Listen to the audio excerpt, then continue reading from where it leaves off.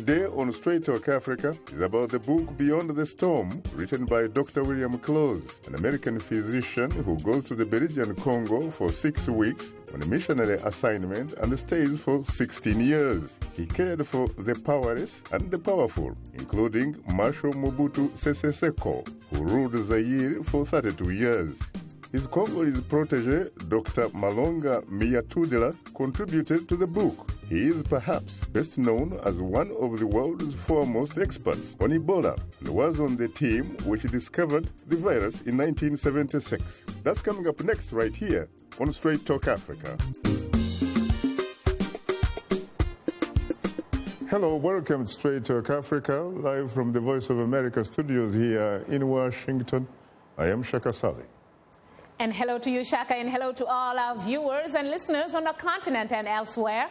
I'm Mariama Diallo, your social media reporter. Today, it's a discussion about Beyond the Storm, a book written by Dr. William Close, an American physician who cared for the powerless and powerful, including Marshal Mobutu Sese Seko himself, who ruled Zaire for 32 years. Well, there's so much to say and cover in this hour. Coming up later in our STA inbox, we'll share your thoughts on our topic du jour. That's through your emails, tweets, and Facebook comments. That's ahead on Straight Talk Africa. Hope you'll stay with us. But first, VOA's Paul Cisco reports on the book Beyond the Storm, treating the powerless and the powerful in Mobutu's Congo Zaire. Beyond the Storm by Dr. William Close is part autobiography. It is also the story of Congo's independence from Belgium and the story of a corrupt and brutal dictator's rise and fall. Dr. Close arrived in Kinshasa in May 1960, weeks before the nation regained independence. After 75 years of colonial rule, Belgium turned power over to Patrice Lumumba, the Congo's first prime minister. The newly named Democratic Republic of Congo was free, and chaos erupted. These were very new beginnings for American Dr. Close, a volunteer surgeon at the hospital in Kinshasa, and for newly appointed Army Chief of Staff Joseph Mobutu. Their lives were entwined for the next 16 years. After months of civil strife with clandestine support from the West, Lumumba was arrested and deposed by Colonel Mobutu Lumumba, a victim of the Cold War. Mobutu seized power in 1965 and ruled harshly for 32 years. He nationalized the mining industry, took massive loans from the West. Despite Western backing, Mobutu fled into exile in 1997. The book Beyond the Storm, written with Dr. Malonga Miyatudila, tells of what they call the tragedy of Mobutu and the destructive moral transformation that led to his demise. Town Hall on Ebola. The doctors also co-authored another book, Ebola Through the Eyes of the People. It's about the discovery of the Ebola virus, and it analyzes their successful battle against it in 1976. Miyatudila appeared on a town hall by the Voice of America. We have had 25 outbreaks. Dr. Close died in 2009. Dr. Miyatudila, born in the DRC, is a renowned public health specialist and one of the world's foremost experts on the Ebola virus. In Beyond the Storm, subtitled Treating the Powerless and the Powerful in Mobutu's Congo and Zaire, the reader gets a first-hand psychological account of President Mobutu's rise, erratic dictatorship, and fall. The Democratic Republic of Congo has repeatedly seen its leadership succumb to the observations of Lord Acton, that power tends to corrupt, and absolute power corrupts absolutely. Dr. Close's life story is a tribute to the Congolese people he cared for and loved. His revelations about Mobutu and the Congo's stormy history bring consideration and concern for the powerless and the powerful in the DRC today. Paul Cisco, VOA News, Washington. Thanks, Paul, for that report. Joining us here in our Washington studios is our distinguished guest, Dr. Malonga Miyatudila, a protege of Dr. William Close and senior public health specialist, international consultant. We invited Glenn Close, daughter of Dr. William Close and Hollywood actress, for her comments about her father's book, but a filming assignment in Scotland has kept her from joining us today. Well, once again, I have to say, Dr. Malonga, that I'm profoundly honored and exceedingly humbled to have the opportunity to host you again on Straight Talk Africa. Thank you for having me here. You're most welcome, sir. Later in the program, we'll give you, the audience, a chance to call and talk with our guest. The number to call is 202-619-3111. US country code is 1. Let me come to you immediately, Doctor. You contributed to this great book. Yes, I did. Actually, I'm the promoter. It's me who asked Dr. Close to please write that book to make a testimony on his stay in Congo. Yeah, in fact, he says William T. Close, MD, with Malonga Miyatudla, MD, MPH. Why did he occasionally refer to you as Miyat? Yeah, because my name has been shortened by, for the reason that you can imagine. Some people thought that it was too long. So Miyat is a friendly way to deal with me.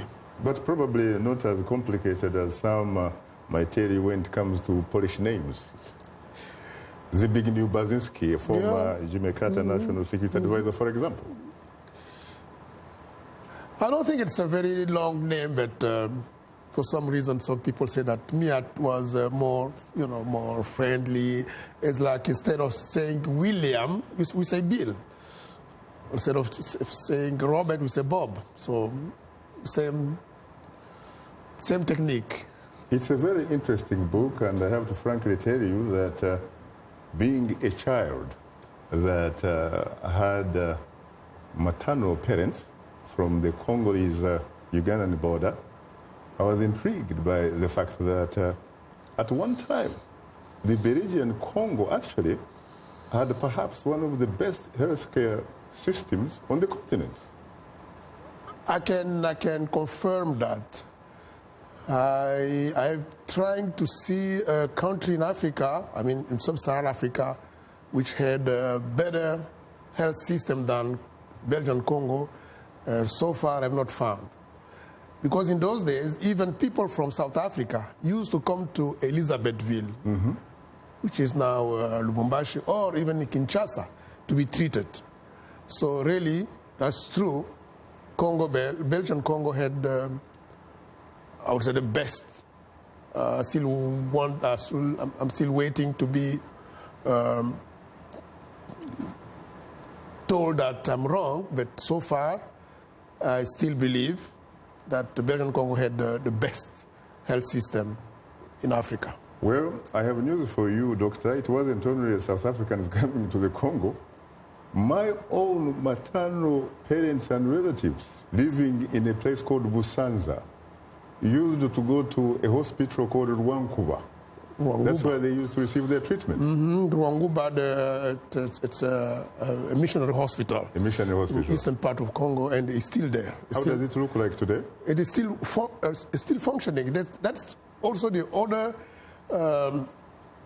thing about the system that the system that was put in that place. This system has been resilient.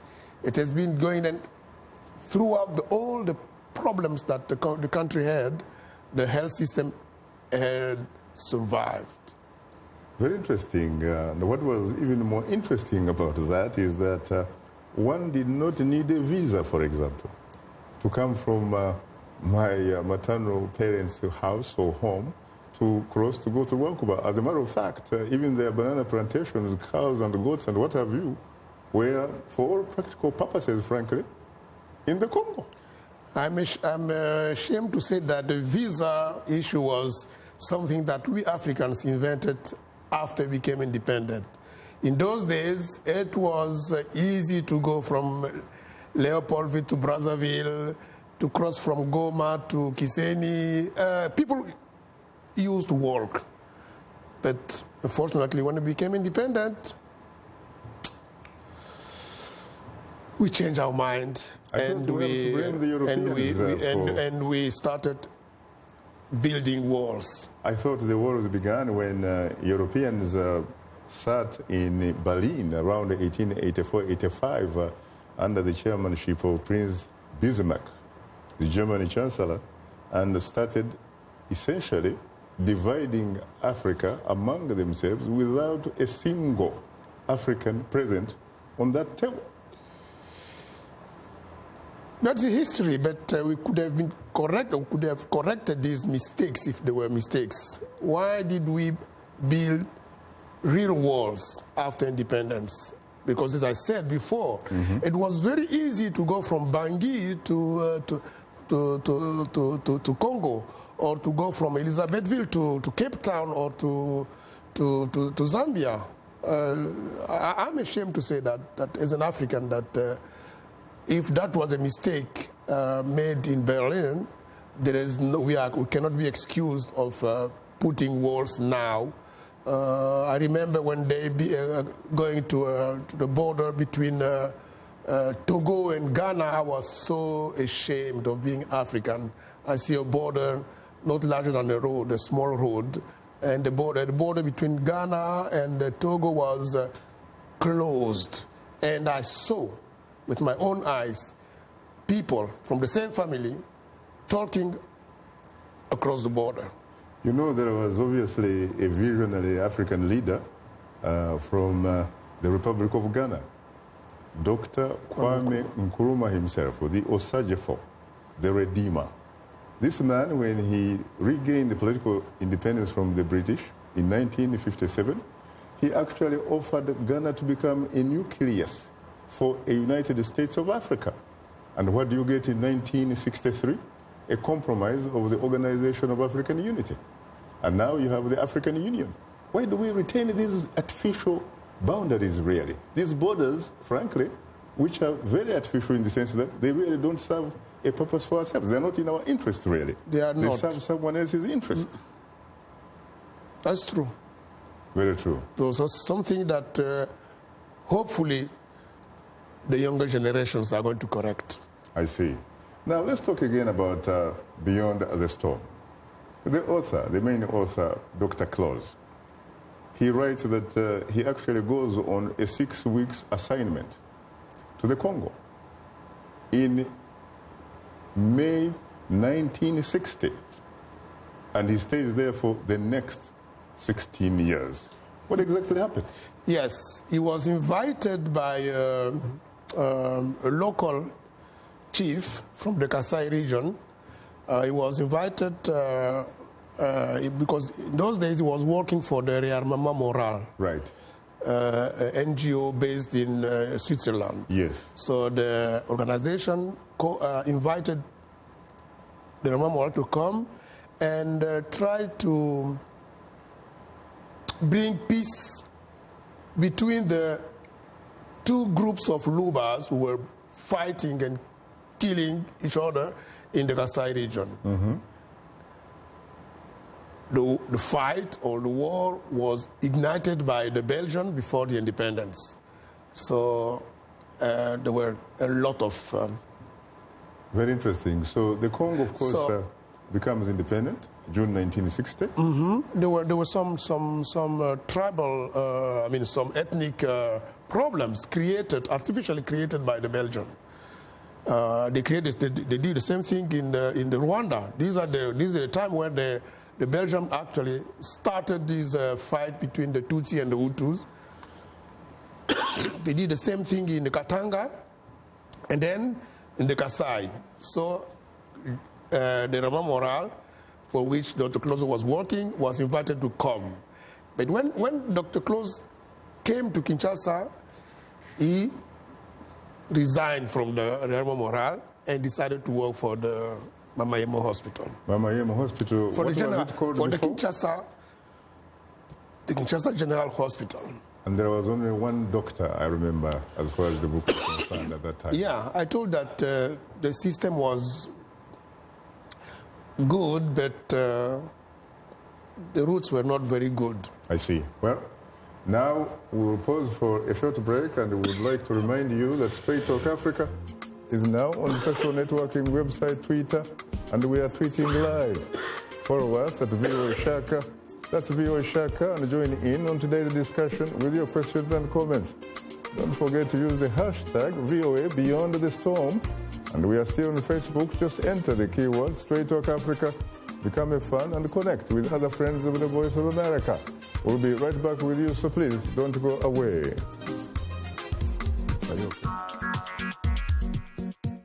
Like Voice of America on Facebook. Follow VOA on Twitter.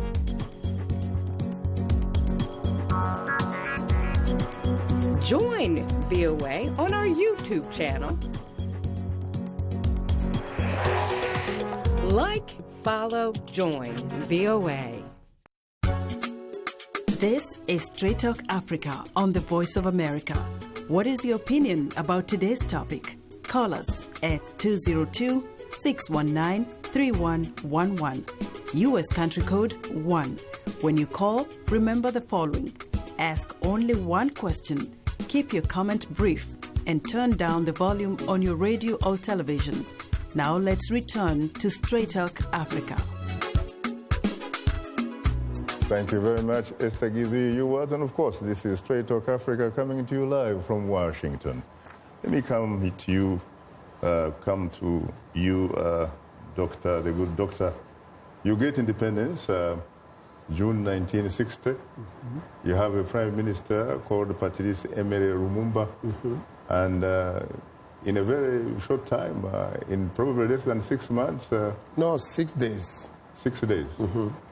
6 days he loses power. Yeah. He's dismissed by Kasavubu, President Kasavubu. Later on.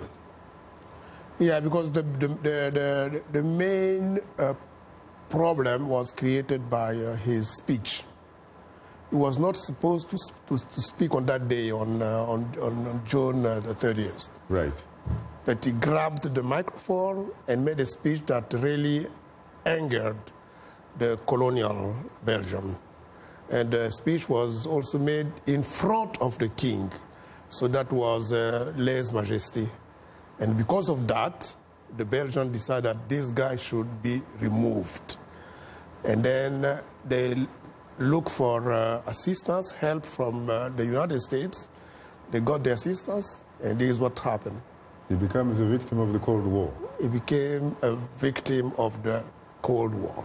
The author talks about how, for example, the speech given by the king really was so patronizing and paternalistic to the Congolese. It was very bad for us, very bad taste.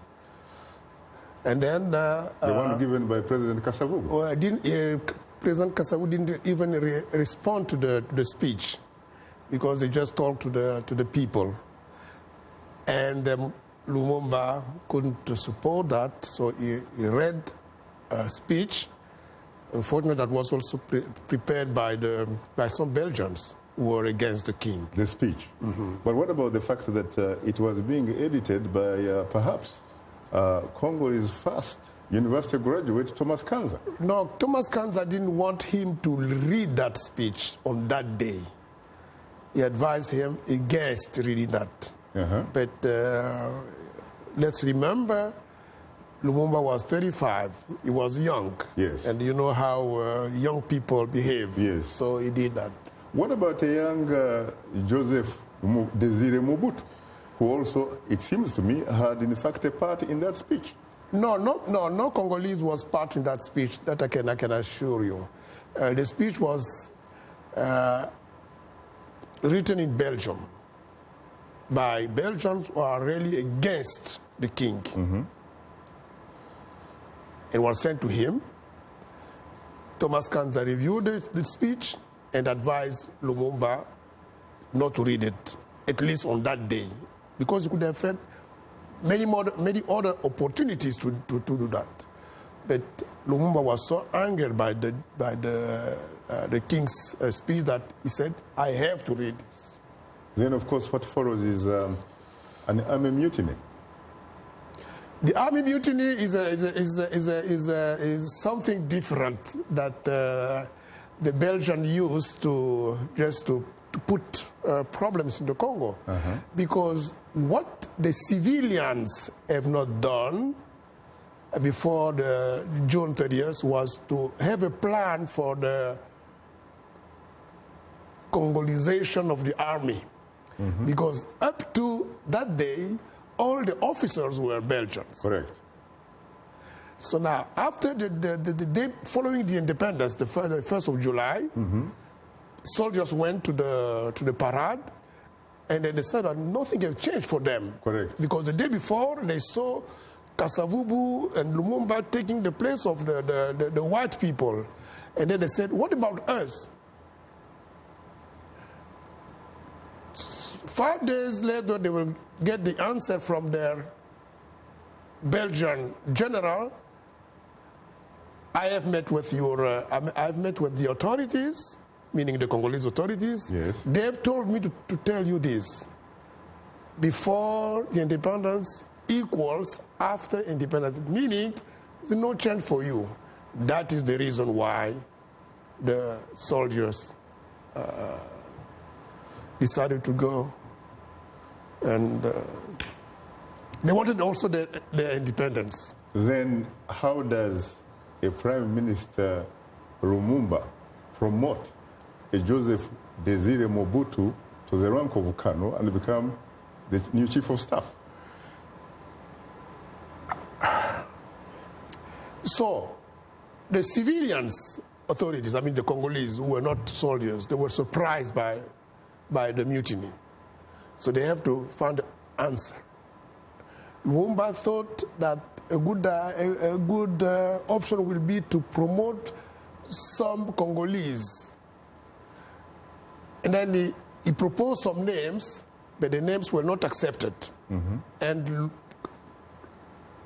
Mobutu offered himself to be in the to do the negotiation between the civilians authority and the mutineers, because he had been in the army.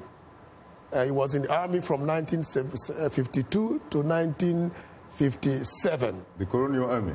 The colonial army. With the rank of sergeant. Yes. So he played a role in alleviating the problem of the military, and to.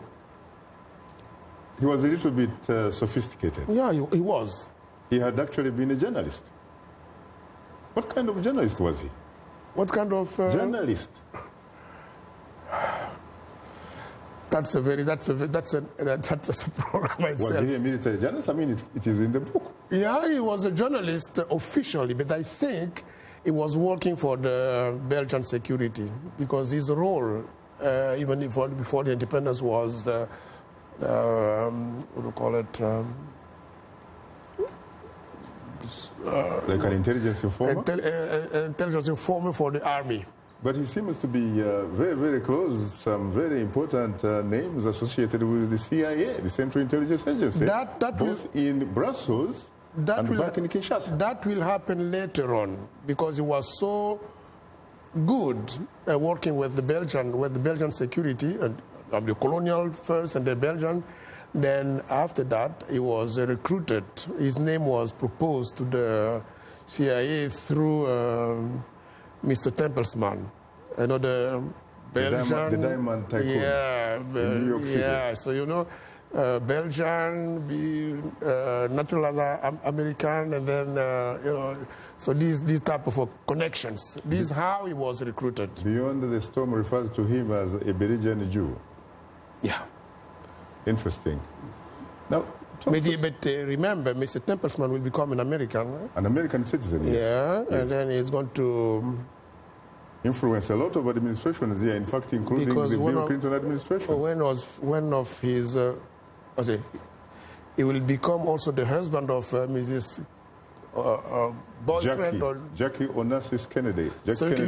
You can imagine the type of connection that you're going to have with the Democratic Party in the U.S. And he's also, according to some sources, very close to a one Madeleine Albright, of course, who became Clinton's Secretary of State. Yeah.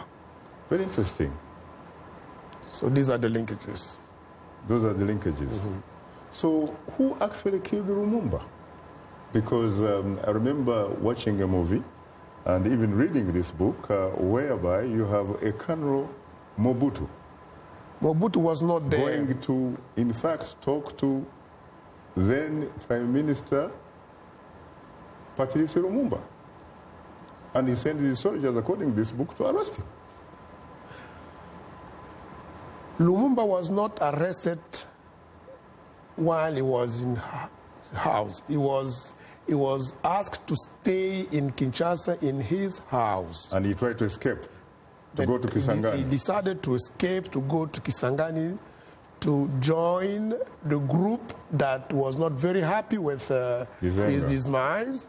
And then they wanted to start the legitimate government from Kisangani. Yes. And then the army, of course, was sent to arrest him. They arrest him and they send him to Katanga. And then he was arrested and then brought back to Kinshasa. And then they were trying to find a place where you can put him in such a way that he's not going to harm the country anymore. First, he was sent to Tisville, Banzangugu now. What is that? Banzangugu is in the Bas-Congo. But in the Bas-Congo, he started creating some problems. That is the birthplace of Thomas Kanza. With the soldiers. And then the commander-in-chief of that camp said, I don't want Lumumba in my camp.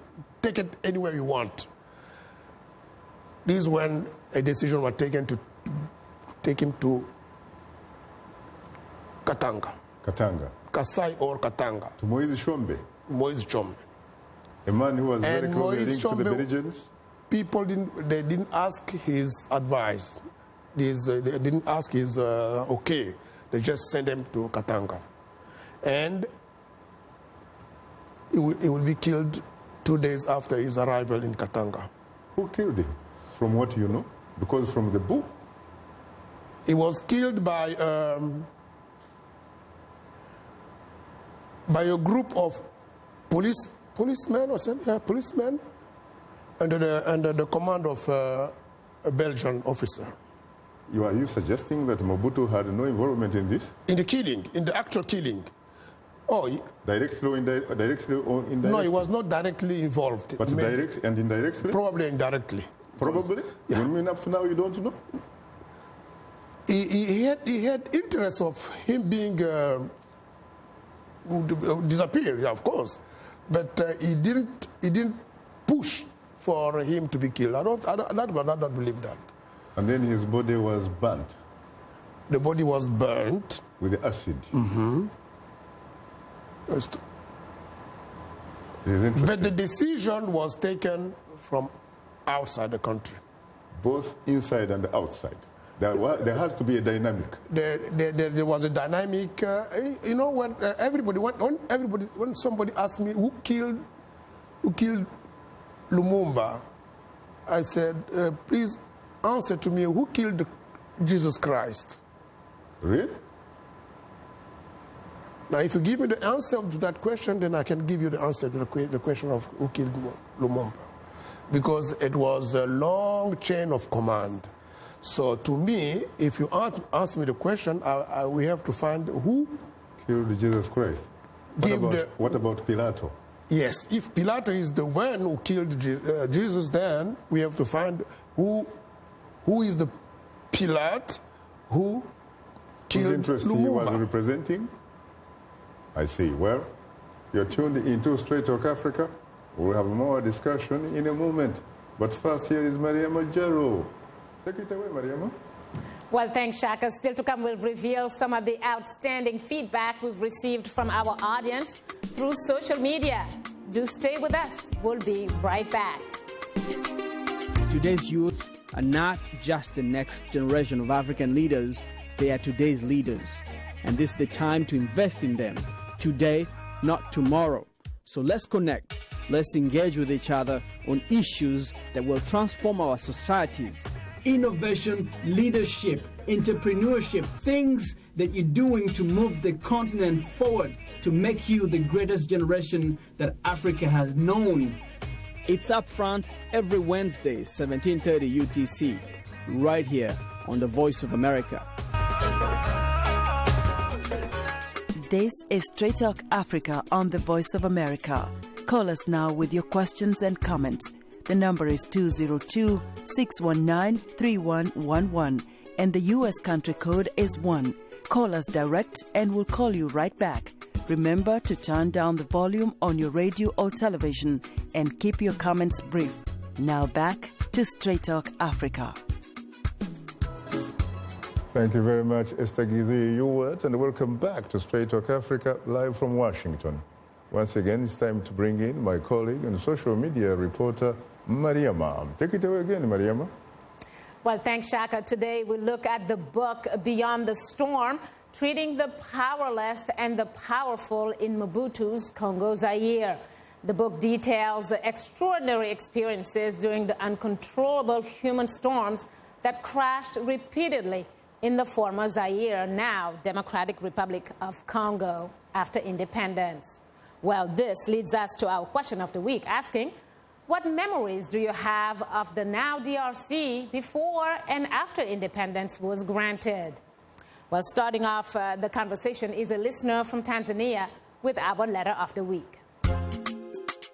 Mani Alcado Cassi from Tanzania writes, just like most African countries, the DRC was rich before independence and it's still rich right now. Its people were peaceful and they still want that kind of life today. Everything changed with Belgium's failure to fully prepare the country for its independence and subsequently the egoistic desires of powerful people in government. This current unrest in the country is manifested by the fact that most high government officials are there to trade valuable metals and other countries' riches for their own profit. Well, that was Mani Alcado Cassi, a teacher at Mpanda Katavi in Tanzania. Before we move on to more of your comments, let me thank everyone for using all our social media platforms to communicate with us. And another reminder that we are tweeting live today. Just use the hashtag VOA Beyond the Storm. And if you haven't yet, do follow us on Twitter. Speaking of it, let's go to a tweet from Emmanuel Kachele, who says, before independence, Congo was rich. It's still rich, but all these riches are helpless to the people. Another tweet from Upano Godfrey, who writes, I remember the brutal exit of Mobutu Sese Seko, how he was treated, died, and buried in a foreign country. Well, now to a comment from our Facebook page. This one is from Arinda Alberto from Mukono in Uganda, who writes, most memories come in after independence. Before independence, the Belgians had succeeded in dividing a once united Congo, where peace and tranquility prevailed, with the granting of independence giving birth to anarchy in the Katanga province. This went on to affect development of the DRC even up to now. Well, Shaka and Professor, your take on these comments. It's all yours, Doc. Your reaction? Yeah, I think I agree with everybody, especially with the first one.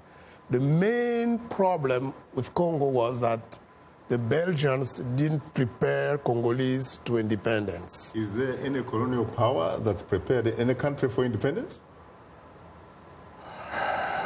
Yeah, but maybe the Belgians did that the best. Really? Yeah. Apart from the Portuguese. They had the healthcare. Yeah, so they put systems that were working, I would say, perfectly, but with very, very little involvement of Congolese.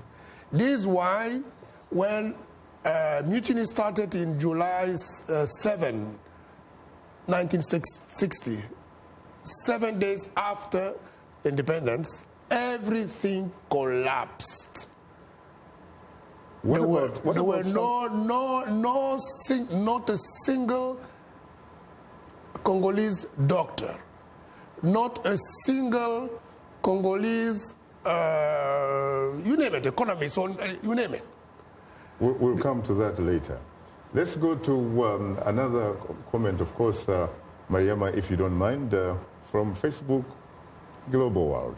Absolutely. We'll move on to Yahya Ahmed Gumel from Jigawa in Nigeria, who writes, before independence, Congo was known as a nation of peace, unity, and cooperation, which put the country on the path to speedy progress and development. After independence, however, the political imbroglio that quickly descended on the country changed the impressive outlook, replacing it with fear, hatred, and bloody conflicts that have ravaged the once united nation. And we're going to end with a comment from my Gidi. He's writing to us from Burko in Somalia, who only wrote 2 words about the memories he has about the DRC before and after independence. And those 2 words, he's talking about Patrice Lumumba, the former Congolese independence leader. And of course, you just touched on it a lot, but once again, I'm going to let you just weigh in on these comments. Yes. Doc. Yes. Let me now react to the comments by my friend, my brother from Nigeria. He said before the independence and after independence. Maybe some little correction. The fights started before the independence, as I was saying before. When the Belgians found out that the independence was coming anyway, so they started putting fires here and there. I say that they started dividing the Lubas. So starting around May 60, very, very, I would say, war, let's call it that. Divide and rule. Started between the Lubas from the center and the Lubas from the west. The Lubas from Bujimai and the Lubas from Kananga. People died by scores before the independence. This is why Dr. Close was invited and his group was invited. Same thing happened in Lubumbashi. So they didn't wait for independence to come to start. So they started the crisis. I see. Well, thanks, Mariama, for bringing us this week's audience reaction. Well, thank you, Shaka, and thank you, Doctor. That will do it for today's social media segment. Just a reminder that we appreciate all the feedback, whether it's in social media form or using other means to communicate to us. Please keep them coming. If you are a new fan, just drop us a line at africatv@voanews.com. Once again, our email address is africatv@voanews.com, or post your comment on our Facebook page. Just enter the keywords Straight Talk Africa. Be sure to visit us online at voaafrica.com, or you can join our YouTube channel. Sign up to VOA TV to Africa, and don't forget to follow us on Twitter at VOA Shaka. A reminder that the show is streaming live every Wednesday. Just go to the VOA Straight Talk Africa TV program page on our website, or simply watch us live on your mobile device. Just download the VOA mobile app. Well, now let's take a look at what's on tap for next week's program. Next on Straight Talk Africa, Joyce Banda, the former president of Malawi, will discuss what Africa can learn from the U.S. elections and the powerful transition of power from one leader to another. That's right here on Straight Talk Africa. Welcome back to a discussion about Beyond the Storm, a book written by Dr. William Close, an American physician who cared for the powerless and the powerful, including Marshal Mobutu Sese Seko himself, who ruled Zaire for 32 years. Our distinguished guest is Dr. Malonga Miyatudila, a protege of Dr. Close and senior health specialist, international consultant. We invited Glenn Close, daughter of Dr. William Close, and Hollywood actress for her comments about her father's book, but her agent tells us she's on a filming assignment in Scotland. Well, once again, Dr. Mia Tidler, I have to say I'm profoundly honored and exceedingly humbled to have the opportunity to host you again on Straight Talk Africa. Thank you, thank you. You're most welcome.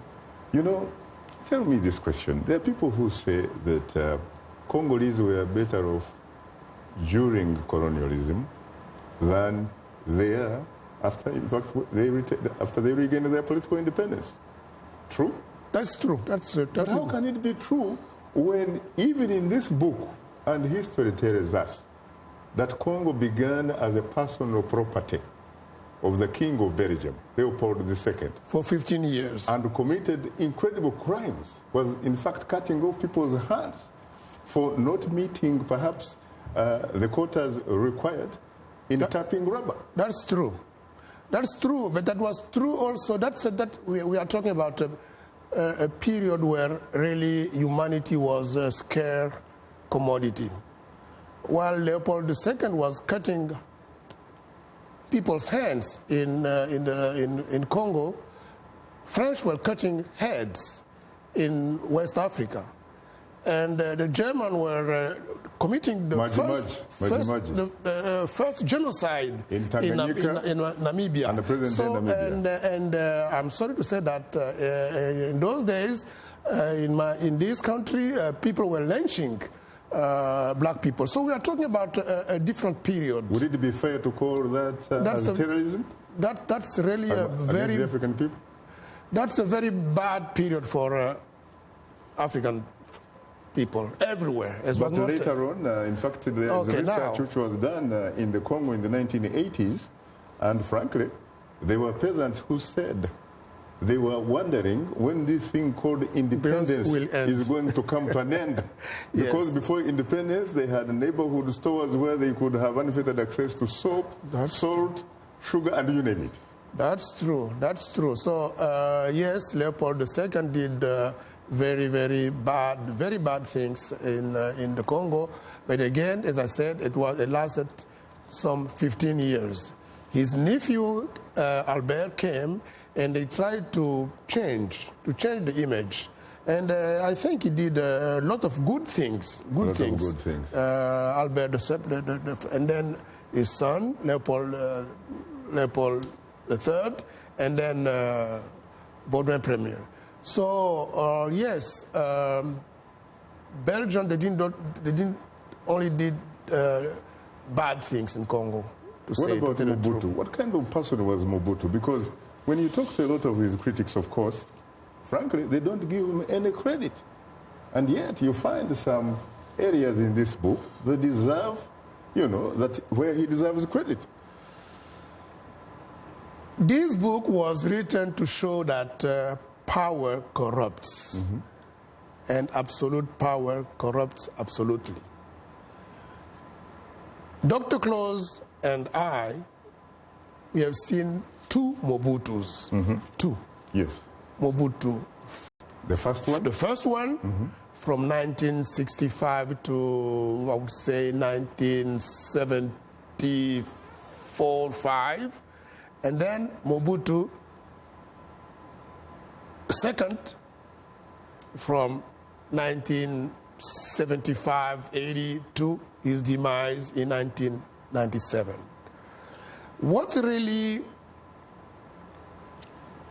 didn't work with Mobutu was because he stayed too long in power. And he was not aware of this very simple fact that power corrupts, and absolute power corrupts absolutely. Had he stepped down in 1970, Mobutu would have passed in history as the father of Congo, of Zaire. But how do you respond to some African leaders who say staying in power for a long time is a good thing because it makes them good governors? They gain experience and they become champions in governance. I still want to see examples of that. Ugandan President Yoweri Museveni is on record saying that. Okay. Do you dispute that? I tend to. I see. Why? Because I still want to see a human person who is drinking whiskey, 2-3 bottles of whiskey, and staying sober. I have not seen that yet, but it can come one day. So power is like alcohol. Power is like heroin or morphine.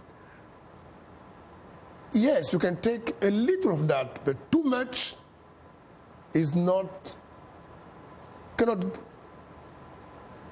do good. I am told that I have to go for a break. A reminder that you are tuned into Straight Talk Africa. If you wish to participate in our discussion, please call us at 202-619-3111. US country code is 1. We'll continue our discussion in a moment, so please don't go away. We are able to touch on things that are important to people on an everyday basis. We hope that our viewers are getting inspired when they watch our show. They're getting a view of the world from a different perspective, things that perhaps are not in their immediate vicinity. Today, I could put in on the show something that is a little different, a little unique, and this gives me that inspiration to come to work. If you like today's show, please write and tell us what you think or give us some suggestions. Be sure to tell us what station you're tuned into. Our address, Straight Talk Africa, Voice of America, 330 Independence Avenue Southwest, Washington, D.C. 20237 USA. Or send us an email at africatv@voanews.com. Log on to our website at voaafrica.com. Or post your comments on Facebook. Keywords Straight Talk Africa. Thank you very much, Esther Gidhi-Ewart. And of course, this is Straight Talk Africa coming to you live from Washington. Well, we are back, of course. What about back around the 1984-85 when you had the scourge of AIDS?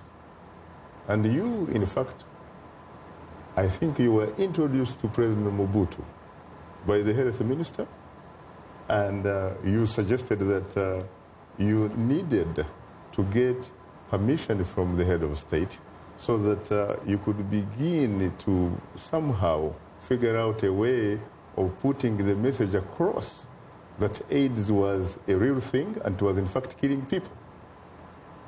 What about that time? It was very hard, but that was a very difficult message to sell to Mobutu, who didn't want his country to be associated with something that's shameful. So we had to come out with a strategy. And the way, knowing Mobutu, and we use his, what do you call it, his, we try to play his game by telling him that if he allows us to educate our population on AIDS, he's going to be the first president, the first African president to do that. And his name is going to stay in history, being the first president to do that. And 2, it's going to stop the AIDS. All the presidents are going to say the same thing, but later on. And 3, AIDS, yes, was being transmitted through sexual intercourse. But they said, yeah, but it's not a shame to have a disease that you contract by through sex.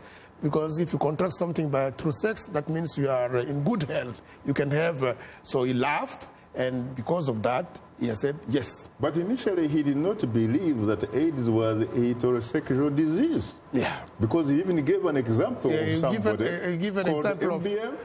He gave an example of one of his friends or collaborators who was very, very, let's say, promiscuous. Why didn't he said if that was true, that particular gentleman should be history. Yes, and then I told him that yes, unfortunately, the machinery system is dead. Stopped working for some time. And how did he react? And then he laughed, and then they said, "Okay, go for doctor, it. Go for it." And then, of course, Franco Rwambaya Makiadi, better known as, of course, one of Africa's arguably great musicians at the time. This is I think, to me, this is a person that we owe a lot of credit for stopping AIDS in Congo. In Congo, because he made this song while he was affected. Yes, and he knew that he was going to. Ironically, he died of the same. Yes. Yeah. But he had the courage to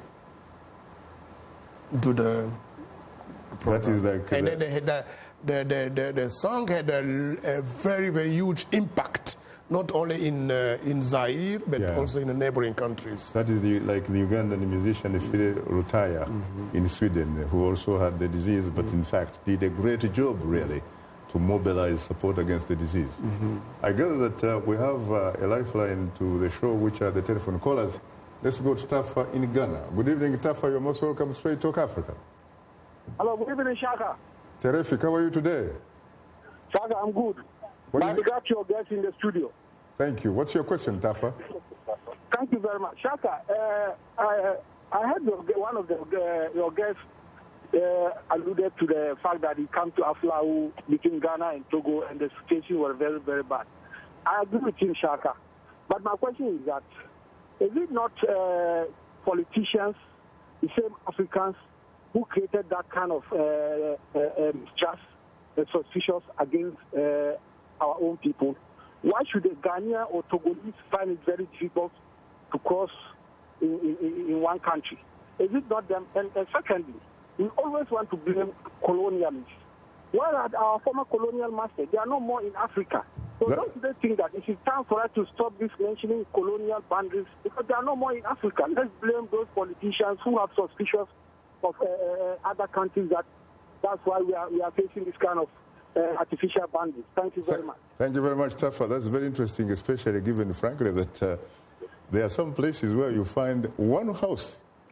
The living room is, for example, in Ghana, and the dining hall is in Togo. Yeah, I agree. I totally agree with my brother from Ghana, and I was really shocked, because we are talking about the border between Ghana and Togo pass through an ethnic group, the Airways. So you have some Airways are Togolese, other Airways are Ghanaians.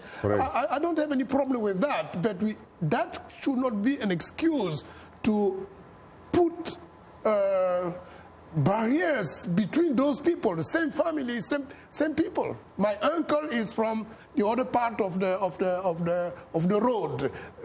Why can I go and you have the same situation on the Kenyan-Ugandan border, the Ugandan-South Sudanese border, Ugandan-Congolese border. In fact, my maternal parents shared a compound with the Congolese. They were just interacting.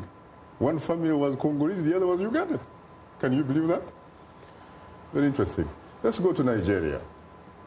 Good evening, Patrick. You're most welcome to Straight Talk Africa. Good evening, Mr. Shaka. Good evening, Doc Odonga. Now, my question to Doc on the studio, that's today, Africa is facing problem of seat tight in the office. Not only that, nationalism, religion, and coupled with colonial masters' destruction of our norms and values. Doc, I want to find out, are we saying that what we are facing today is the second coming of Mobutu's legacy, based on the prologue of the book? Thank you very much. Thank you. Patrick Okrafo in Ajuku here in Nigeria. Thank you. Let's go to Sam from Uganda. Good evening, Sam. You're most welcome to Straight Talk Africa. Good evening, Shaka. How are you? Terrific. You have a minute, please. Dr. Malongo, what happened to the relationship between the Mobutu and the international community? He used to be referred to as the beacon of hope and the blue-eyed president at that time by European and other countries. What advice do you give to present African and other progressive leaders in the world to desist from egocentric and dictatorial tendencies? Thank you, Shaka. And what's your take, Dr. Malongo? What about that? He says that Mobutu at one time, the West regarded him as the beacon of hope for African democracy. But eventually, of course, according to this book, he becomes, in their view, a pariah. A pariah, yeah, because fortunately, Mobutu didn't play well. He didn't play well with the opportunity was given. As I said, Mobutu, the first Mobutu was really a hope because he took a country. Let's not forget that when he became president of Congo in 1965, the country was torn into pieces. And then he brought all the Congolese together. And if you go to Congo, that's the only thing that people really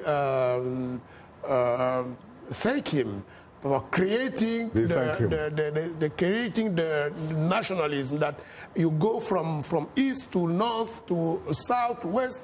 Congolese now, they feel that they are Congolese. Was that when he introduced the policy of authenticity? Yeah, when he introduced the policy of authenticity and stuff like that. And then he started moving civil servants from west to north, and people started making. Now, if you go to Congo now, you have at least 10% of Congolese who have parents from different ethnic groups. So that's a good thing. Unfortunately, as I said, he stayed too long. Had he stepped down after 10 years of power, of absolute power, again, I would say, Congolese will have a very good memory of him. The mistake he made was to stay in power too long. What about the author saying that there were two very influential ladies, female, in his life? Yeah. His mother, Mama Yemo. Yes. And his first wife, Marie Antoinette Mobutu. Yeah. Those two ladies, when they died, that seemed frankly to be the beginning of his end. You know, the other person that he listened to was Dr. Close himself. When I say power corrupts, but you can also have some mechanism to alleviate the consequence of, like in the United States, you have the Congress. The president doesn't have checks and balances. You have checks and balance. Yeah. In the pre-colonial Africa, we have also chiefs, but we had designed mechanism of check and balance. You have the council, like but with the new president, the post-independence president, they don't have this. They've chopped all these mechanisms of balance and check and balance. Mobutu's last words to his son was, "You must love your people. You must love your people because you are beginning to look like a foreigner." Mobutu, unfortunately, lost the tiny checks and balance that he had with the death of his mother and his first wife, Marie Antoinette. When these people went, the power became really absolute. That was the beginning of the end, and of course he had Zimbi and Zimbi, and was it Morimoto, whatever, Baramoto. On that note, thanks to our distinguished guest, Dr. Malongo Mia Twidler, a protege of Dr. William Close and senior public health specialist, international consultant. Thanks to our affiliate stations, along with our viewers and listeners, we thank you for tuning in. For many of our Voice of America radio affiliates, Learning English is coming up next. And tomorrow morning, it's Daybreak Africa with James Bate. On behalf of the Voice of America, thanks for tuning in to Straight Talk Africa. In the meantime, get better, not beat Democratic Republic of the Congo. And please remember to keep the African hopes alive.